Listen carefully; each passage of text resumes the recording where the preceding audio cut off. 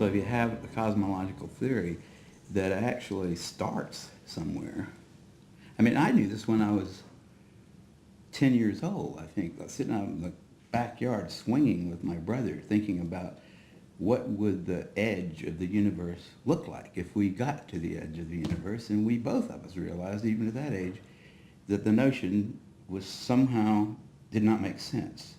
The universe can't have an edge, and it can't have a beginning, because if it had an edge, there has to be something on the other side, right? And if there had a beginning, there had to be something on the other side of that. And somehow cosmology, a satisfying philosophical cosmology to me, would have to start with that notion that it was always this way and it always will be this way.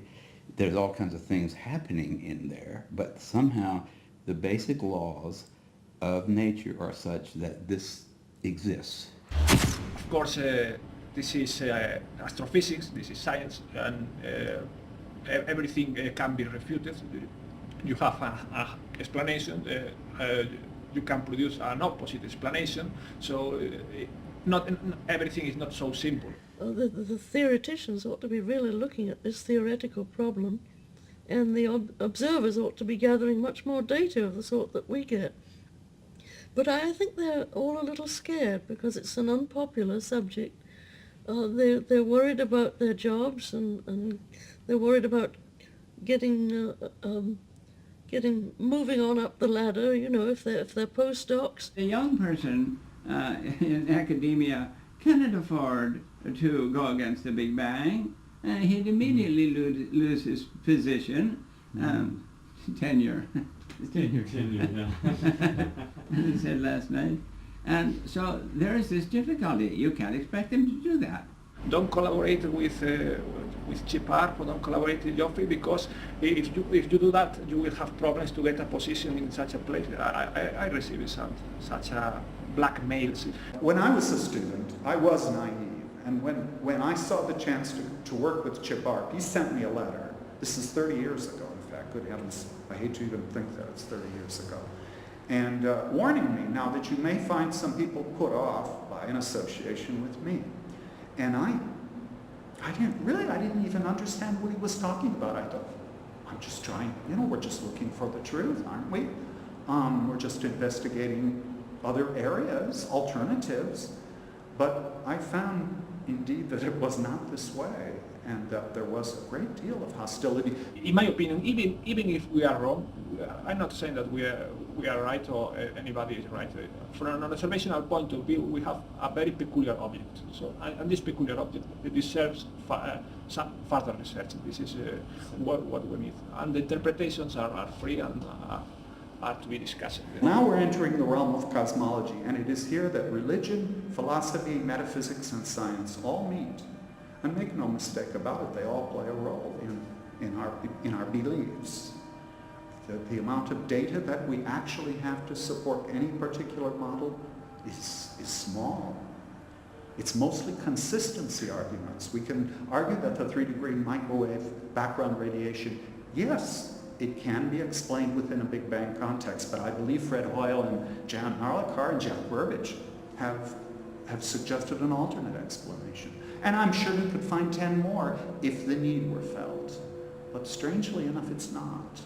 You don't get tenure in a university, you don't get promoted, you don't get recognition by looking too much into unpopular areas. Cosmology is not a science. It has a lot of scientific aspects. We can know many things with the science. We can know how the galaxies are distributed. These are measured with the observations. We can know how rich are how many metals are in the intergalactic medium or in some galaxy, and all these aspects are scientific. But with regard to some considerations about the beginning of the universe, this is in some way crossing the barrier of the science and going to something in between the science and metaphysical speculation, in my opinion. Sociology is very important in science. People are in groups and gangs and cliques and clusters, and of course that enforces conformity. You want to be one of the boys, dare I say, one of the girls. It's the same after all. And so you tend to think alike. The longer you're together, the more you will think alike. I remember one famous group once, I asked them, how do you resolve disagreements amongst yourselves? And the reply was, we vote. And I thought, what a strange thing to do in science. Vote? I would think the best thing is that all 7 of you disagree. But there's a feeling that creates chaos. And the argument that we need some common thread or road to follow, for the majority to follow, in order to have some kind of organization to the whole scientific enterprise, there is an argument for that. But when it becomes all-encompassing, so that no other possibilities can even be explored, that is not good. And we're there. Scientific notions take on, they have a lifetime of that really is involved in it gets involved with like somebody's job. It gets involved with, my theories are all in this particular, support this area. And so I don't want anybody in my department actually who doesn't work in that. I wouldn't want somebody in my department who was working in a very different side of things, like the steady state big banger kind of thing.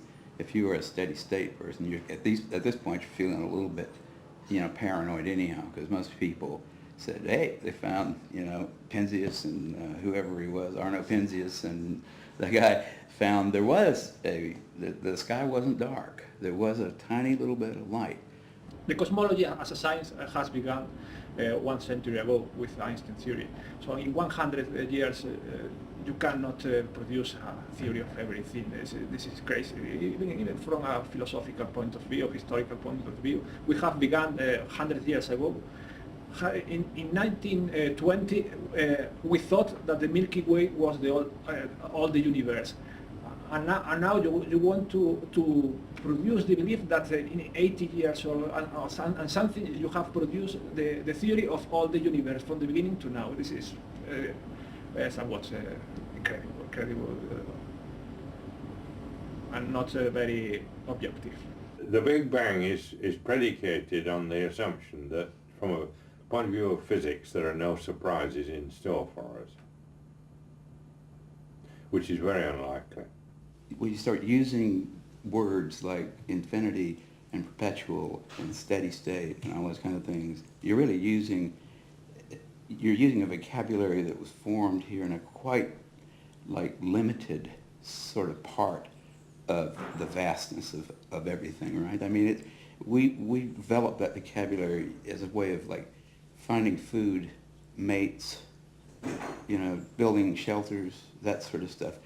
We didn't develop that vocabulary from vast knowledge or need to know about how the universe works. We're at the level of where the observations are clear, in my view, but the theory is not. And one of the things that you find in science, and particularly in astronomy, is that people find it very hard to believe in observations if they don't have a theory, if they don't have a theory ready to explain it. We also need theoreticians. Observations without any theory don't work. And theory without any observations certainly don't work. And the problem is to get them together. The problem is to get them together. We need some glue. To anybody with an open mind, that should really prove the case that that quasars are associated with galaxies at much ordinary kind of redshifts, while the quasars have higher redshifts. Therefore they must, part of the redshift must be non-cosmological, not to do with the expansion of the universe. Because I'm always thinking, if we can only be more rigorous, they will believe us. But I was wrong. I was very naive. It's got nothing to do with that. The rolling of the Big Bang, it's largely been determined by the way people seized upon these ideas, and there's been tremendous amount of propaganda making claims that here we see everything happening and this has to be right. The people that are in that field treat it like a religion. And not very objective. The reaction of the Orthodox astronomers to this idea is that it violates the Big Bang assumption, the Big Bang hypothesis, and therefore it cannot be true. The amateurs tend to be more broad-minded than the people who have to earn their keep by being narrow-minded. I got it. Was this worked out by somebody, or was it, did it just happen by chance? Which is really the same thing as saying, did the universe happen by chance? And I have to say, when I look at it, it doesn't look to me at all like chance.